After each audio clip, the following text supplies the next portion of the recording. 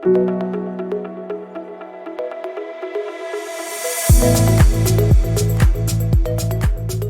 anyway, we do. Oh, the timer has already started. So, and it has been an interesting day. Thanks for being here.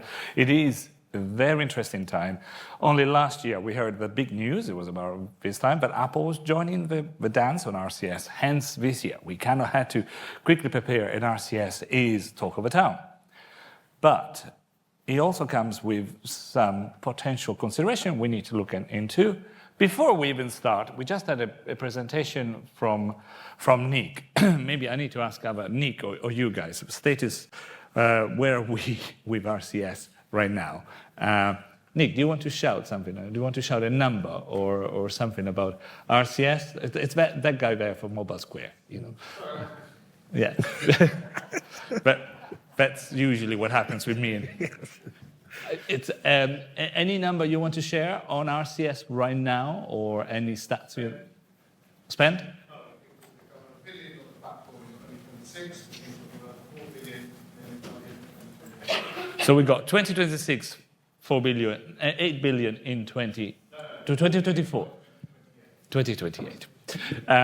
Where are we now? That's where we're going to. Where are we now? Rami, where are we with how many platinum countries are there? If gold was the launch Google, now how many countries have been launched with Apple and Google?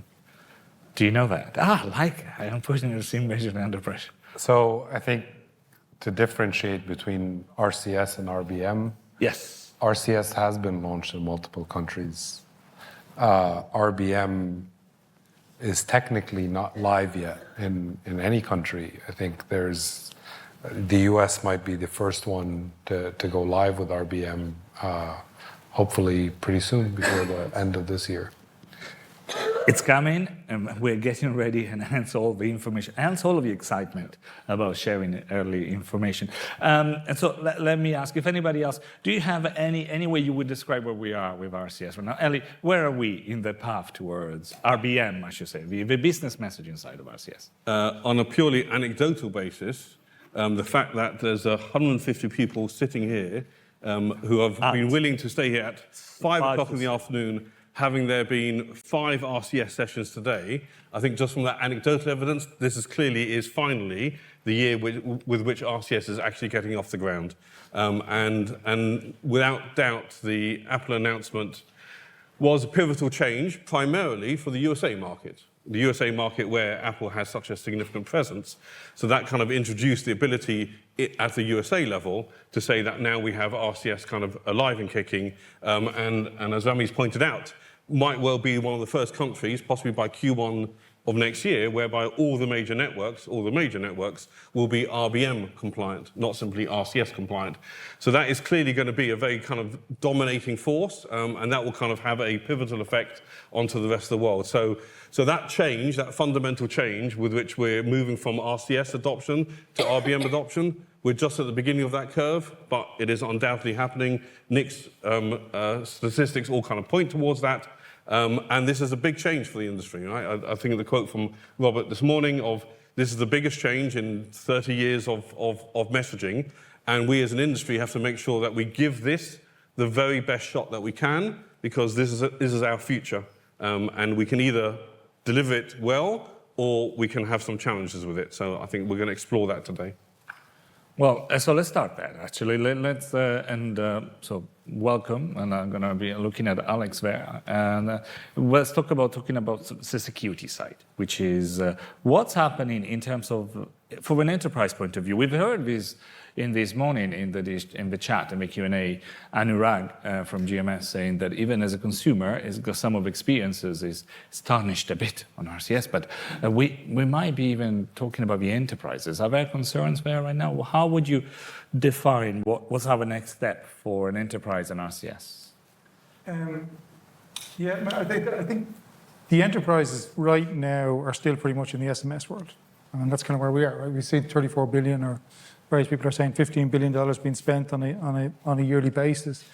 I think it's incumbent on this industry to drive those enterprises from SMS to RCS. I mean, the RCS traffic is very minimal.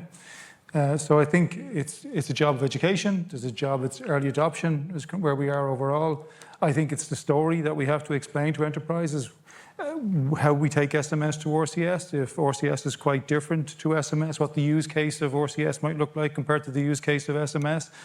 So I think we have a body of work, and I think we're very early still in that stage of work. And I think Cinch's presentation from earlier in terms of what that path might look like is very useful for us to consider. I also do think that SMS will have a life of its own. Some of the data that Nick showed shows that out. But I think RCS is primarily going to be new use cases. I think we have work to do, though, as an industry, but I think it's a very exciting time. I think there's huge revenue to be had. I think if you take the $35 billion that is in the industry right now in SMS, double that alone for new use cases, or even take SMS to RCS, new use cases in SMS, we can turn it into $100 billion very, very quickly. So I think the opportunity is there for us all to make lots and lots of money in RCS. Claudine, while you're probably bound to secrecy, you can't tell anything about future launch or anything else. There's a long list of things you cannot. But securing the life of enterprises, that's top of your remit, all right? So we've heard it a bit in your previous presentation. What do you think it's essential to do right now to make sure that in future we secure the future for RCS by making it, reliable and trusted platform? So first of all, to pick up on something that Alex said, is that there is a piece of education to be done by the networks to our by the networks to consumers as well as to enterprises. With regards to the trust, I know I keep banging on about it, and I'm sure it's not that exciting for people, but it really is that having the tick and the shield on the message, so a consumer knows and the brand knows that they've been fully checked and protected as well by each network. I think that is going to be one of the key things. I think over the years, we've all had enormous success because of SMS. There has also been, there's been some challenges. There's been some smishing. There's been some AIT. We need to use this as a springboard to re-engender that trust. But Dario, I think to add something onto that, I think also the players in the markets are known. We know who the good players are in SMS. We know who the players that are not producing some good traffic in SMS are as well. So we have to keep the ecosystem clean. I think the entry points into RCS are defined. You can't get away with imitating.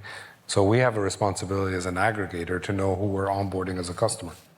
We vet our clients. So even now with being Cisco, any client that goes through Cisco legal, we know who they are, we know their families, we know everything about them, right? So I think as an aggregator, we have a responsibility to play that we are bringing trusted brands and trusted use cases to the ecosystem, especially this early on, so that we don't erode the trust of the market. And we've seen that model adopted by operators saying they won't extend RCS except to a handful of SMS existing partners that they know have good, clean traffic. So you're saying that there's a shorter chain there? There's a shorter chain. You cannot have a list of wholesale. Correct. Because if you open it up to anyone that has API access, then you might as well invite the whole world to spam it. Right? So we need to keep the channel clean. There needs to be, and again, we talked about verification today, we talked about onboarding. Really the onboarding part, and I'm surprised a lot of people are saying it's very hard, it's very complex. That's how aggregators were born, right? I look at Jason and the whole team. We live day in, day out provisioning SMS numbers on all carriers. There is multiple submissions to each different carrier.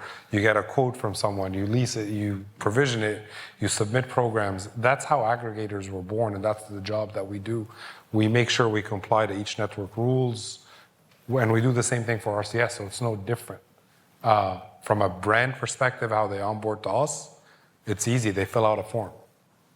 And then we vet that. We make sure they're onboarded right. And then we work with each network and according to their requirements. Ali, what about you? What's your view of the security level for enterprise? So I think if we look at it on a big picture basis, if we look at kind of, voice communications has been around for 50 years, arguably. What we're seeing now on RBM, and I'm stressing the RBM side, not necessarily the RCS side, RBM, the rich business messaging is where there is an onboarding process and where there has to be vetting and a level of comfort about KYC, KYB that is applied. So this is the first time literally in global communications history that is a process that's actually now being applied in a carrier grade in a telco environment. What does that mean? That means till now we've been relying upon the CLI, right? The number that's being displayed on your phone or the number that's being displayed on your message. That's my trust factor. Unfortunately, that has been undermined substantially and significantly over the past decades, and with the amount of spoofing, which then leads to scamming and then leads to the whole fundamentally failure in trust. So this avenue that we're now looking at, this RBM process, whereby you're going through a onboarding process, a vetting process, we heard it very clearly, John Brunner highlighted from Aegis.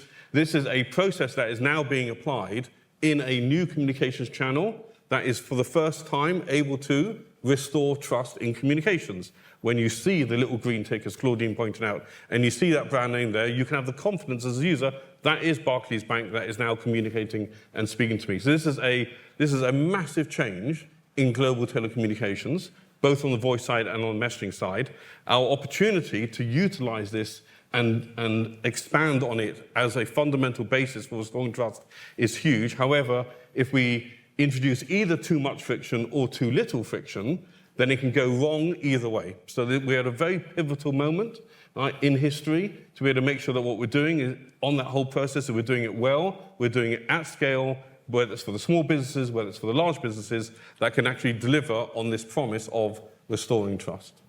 So what have we learned then from the other side, which is the RCS, which is the advanced one, telephony, the voice, the original product, or SIN in this case. What have we learned from the bad side of voice? Is there something where now we can use to educate and lighten the future of RCS? So I think there's a really important lesson that can be learned, which is if we look at the amount of regulation that is being applied on the voice side due to the lack of trust. So every regulator around the world is throwing more and more regulation on the voice side. You might have thought kind of after 30, 40 years of being around voice is about as regulated as you can get. That's not the case. Just look at the past year, right, of the number of regulators around the world imposing more and more obligations on the voice side. Why? Because of that propensity for that lack of trust, which is creating all the scams and all the spoofing that's happening. This is impacting the citizens, consumers of a country, therefore it is impacting the regulator, and therefore it's impacting the industry. So that's what's happening on the voice side. If we do not take the serious approach on the messaging side, then we will end up in the same boat. We will end up in the same boat whereby the regulators will say, we can now see that the scams and the spoofing is now happening on the messaging side. We, the regulators, as they are already starting to happen, are going to start imposing obligations and responsibilities on the industry. We absolutely need to take the lead and proactively take the lead of showing how we can deliver on this in a sensible way, proactive way, in a self-regulatory mode. But that means that we need to move forward and we need to address this. We cannot sit back and wait for, what was the quote from Danny Preschool? Wait for some headline to appear on the front page tomorrow morning, massive scam in RBM, right, and that's going to kind of impact the industry. We have to take the proactive lead in order to ensure we can maintain a self-regulatory approach. We like us to hear that a lot at MEF, given our history. Absolutely. So proactive and self-regulations. Now, if you were then, Alex, from the other side, you got experience on the SMS, not just on the voice. What would you say? Well, we've heard from Rami, a different chain is one of it suggested. What would you say that you've learned from the SMS, the bad side of SMS, that you would apply for RCS right now here?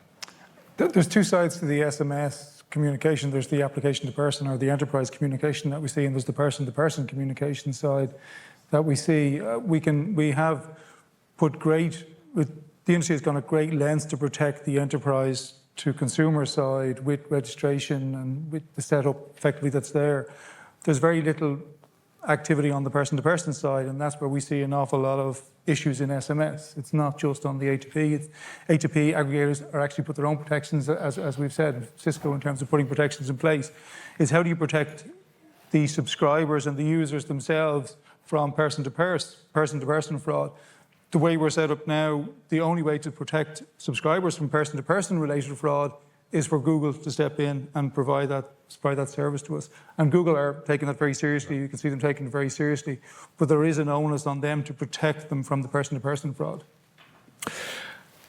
Claudine, which one, you're the telco here, you're the one that eventually right now, at least in this world, self-regulates and say what to do. Which one of these would you consider the big learnings? SMS, voice, the new RCS, tick, and so on. What's most important to implement there? All of them? No? Well, I think we can learn something from all of them for sure. That's such a big question that I've completely gone blank and everybody's staring at me in the room. This is the first time I've heard Claudine speechless. I know. It's quite In 1 year of How long MEF can I panels, talk right? about not being able to answer a question? Well, I'm famous for throwing very strange oddballs in there. So here Sorry, we go. second. I'm famous for throwing oddballs in there, so that's one. No, look, joking aside, I do think that we can all take something from each element of communication. Not just and the learning has to be to present things in the right way.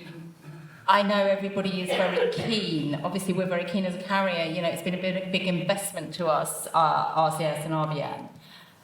We need to get it right before the volume comes. That is, I think, something that's very important. And as Ellie said, like, now is the time to sort that out.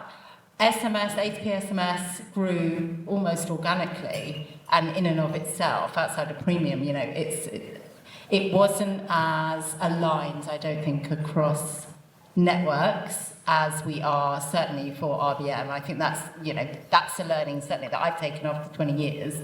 It's kind of important to align and have that. I was going to add to it. I think the big thing we learned from SMS and other channels is we're driving a lot of protection into the standards. So the standards being developed by the GSMA and operators contributing to it, we're bringing a lot of safeguards into the channel and not leaving it up for interpretation. Meaning the user can report spam, right? There's a block. There's a clarity, right? Entry points into the ecosystem are defined. You won't get that check mark unless you use a specific entryway into the RBM ecosystem, right? It's not the wild, wild west like SMS is. Like, nobody can simulate a brand and fake that check mark just by showing up on the network. But just coming back to Claudine in terms of the user education, again, really important, because, you know, the person-to-person fraud will still be a reality. You won't get the check mark, but there's no question people will see a message coming in on their inbox and still press a link. So the user has to be involved, has to be educated to know the check mark is really important, and it's an important part of our overall security policies. Ali, do you wanted to add something? Yeah, just very briefly. Alex touched upon a point you mentioned just before, which is a bit subtle. I just want to kind of expand on it a little bit. So one of the pluses of RBM is that there is an encryption layer. And that means, therefore, it is encrypted from the A2P onwards. A2P obviously will be able to, the aggregator will be able to see the message from then on, once it goes into that kind of jibe process, all the way till it gets to the device. Right? It is typically going to be on an encrypted basis, typically. The Apple case is going to be slightly more challenging for that side. But that's part of it's being driven back into the specification. So there's no interpretation. Which will help, therefore, Apple adopt. But however, the challenge with that is that therefore is the usual mechanisms with which an operator can apply its intelligence to be able to say, oh, we can identify that this P2P RCS there's something shady about it, the call to action is shady, the message is shady, all based upon kind of the signals, has now been lost. So that puts the responsibility much more on Google than it has been done previously, because previously it would be a combination of the mobile operator together with the rest of the ecosystem. Now, because of the encryption, which is on one hand a big plus, we want end-to-end encryption, on the other hand that brings with its challenges, etc. So it is going to be a difficult time in order to ensure that balance between, on one hand, being able to detect and block and identify spam and spoofing and scam messages, at the same time whilst the traditional tools that operators have been able to use are no longer going to be able to use those traditional tools in the new world. So it's a kind of an interesting twist. There are so many interesting twists. we still don't have a full specs, if you can say, of RCS. It's still a bit of work in progress. We got a lot of it.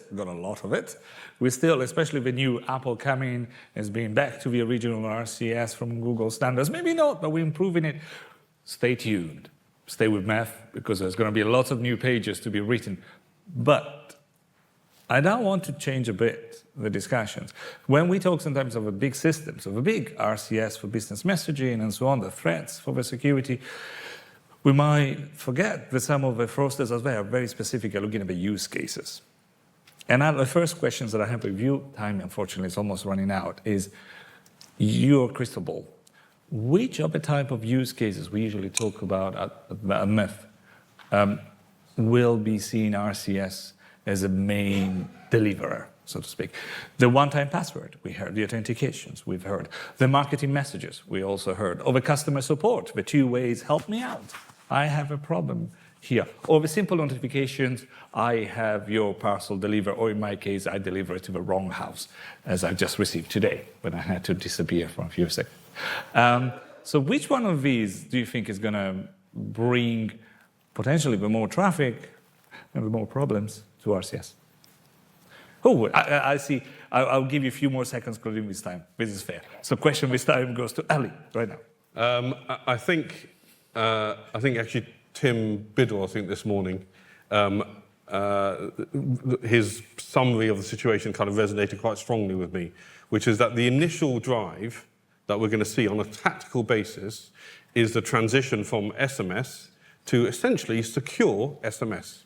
Like literally that transition from what's SMS today, moving to the RBM world, nothing more than 160 characters and still kind of nice, boring text, but with that little green tick that gives that comfort and gives that security. That might well be the most tactical change in terms of volume that we're going to see.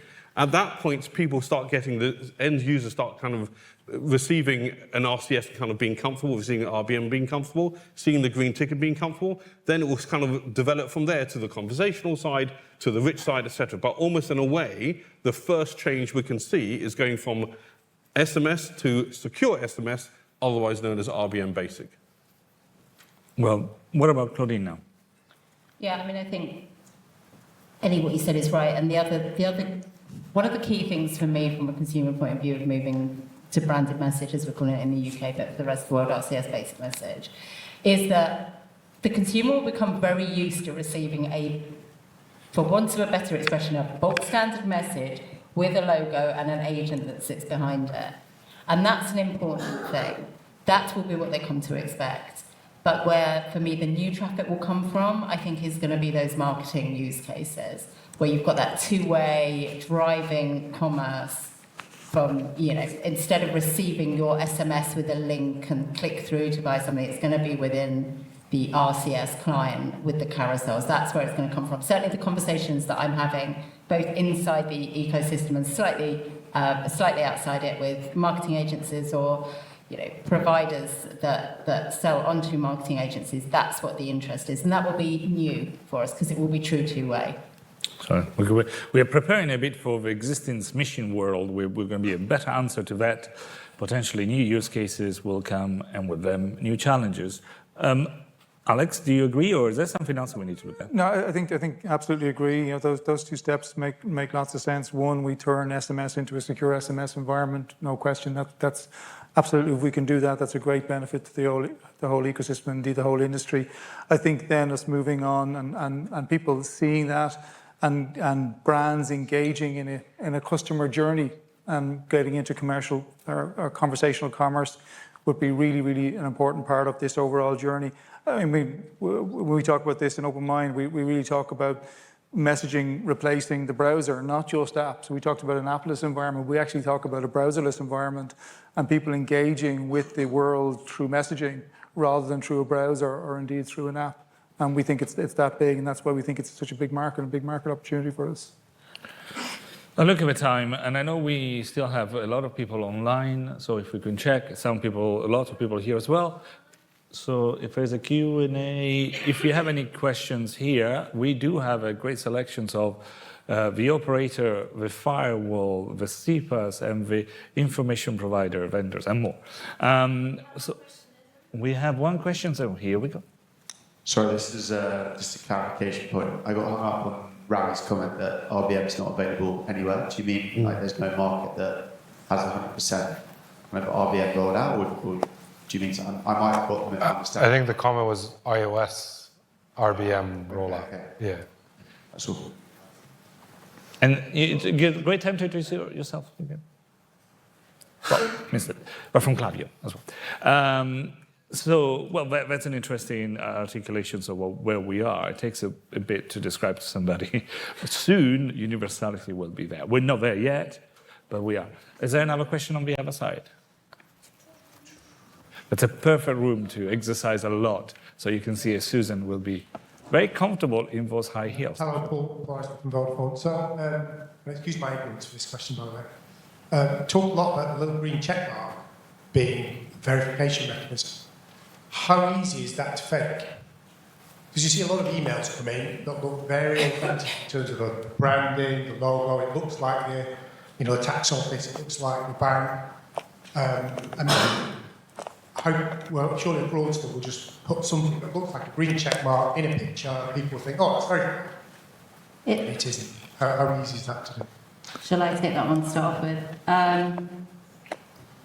It's not just the green or the blue, or whatever colour ticket is. There's a couple of pieces. You have a shield that you can tap at the top of your message, and when you open that, it will say the service has been verified by O2, obviously, or an O2 subscriber, or Vodafone, or EE.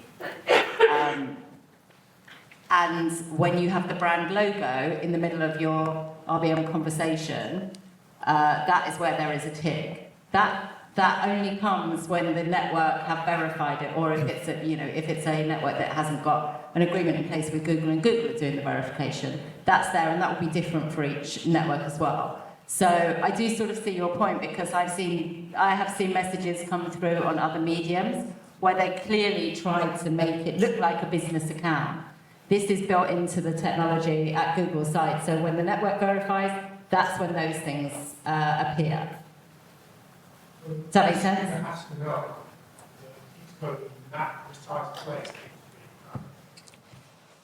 So it's a lot. The consumer needs to know that the tick has to be in that Consumer precise education place. again. Yeah, and that's why we talk about education, and that's incumbent on all of us as carriers to educate people. And I think that's what I meant when I picked up on Ellie's point about basic messaging. If we start using RBM for basic messaging in the most simple of ways, that's what people will expect. They will expect to see a tick. They will expect to see the agent page where you've got links to the privacy policy, links to the brand, links to an email customer service. That becomes the norm. That's the expectation. And, it's incumbent on us as carriers to educate our consumers, but also, we need to get out there and start doing it. So that is what people expect. So a great example here in the UK, if you think of it, if your operator is sending you a branded, I'll call it a branded message, right? Your local tax authority is sending you a branded message. Your government is sending you, your NHS is sending you. So if you see your bank is sending you a branded message, as a consumer, social media trained us to look for that check mark, right? Yeah. So if you start looking for it and it's consistent everywhere, and you see a different one, you're going to spot the difference, right? That's where the more brands and I'd say brands not from marketing, but the more utility you get in your everyday life using RCS, the more that the consumers are automatically trained on spotting it. I would just say, though, in general, there's no limit to the ingenuity of fraudsters. Yeah. So we always have to be vigilant. And it doesn't matter whether it's a pretend blue tick or whether it's messages coming in from SIM boxes over RCS or over WhatsApp or whatever it may be. There's a level of protection required throughout the whole ecosystem for subscribers. Yeah, and in a similar way to, when internet browsing early days and you had kind of HTTP and then HTTPS and then you had the green lock. So that is actually a genuine consumer kind of education. And once they're kind of used to this is the green lock, this is the HTTPS that you're looking at, you want to click on the certificate if you really want to see the certificate. But that's the kind of world that we're now in. And this is a unique opportunity in global telecoms to really kind of push the pressure on. This is what is secure communications, right? At the moment now, other channels don't have that. There's a lot of activity happening in voice right now around not branded messaging, but branded calling. efforts occurring around the world in the USA, various other countries, some proof of concepts being developed, to try to introduce on the voice side, from what we're now seeing on the messaging side, to introduce branded calling with that same level of green tickness. It might require some regulatory push, right? Which I think, again, if we have an opportunity as an industry with the MEF, the wonderful work that it does to kind of help coordinate the industry to kind of move forward, let's take the initiative and make sure that we are showing the regulators we are taking this seriously, we're delivering on trust, right? In inverted commas, you can leave us alone because we can take a self-regulatory approach. The other thing to add, sorry, Dario, but And we also ran out of time. the clients are getting more sophisticated, meaning your device is actually getting more sophisticated. So now if you get a message from someone not in your contacts, you're prompted, is this spam, like mark as spam, right? So even the device itself is becoming more sophisticated to help protect the consumer. So the network is more sophisticated, and the provider, which is Google in this case, is getting more sophisticated in blocking them. But even if they do get through, and you get a message from a random number that's not in your contacts, your device is getting more sophisticated. So it's easier for you as a consumer to trust the brands that are really communicating with you and ignore the ones that are not. With that, I think there has been a big flashing red light in front of me, a big suggestion.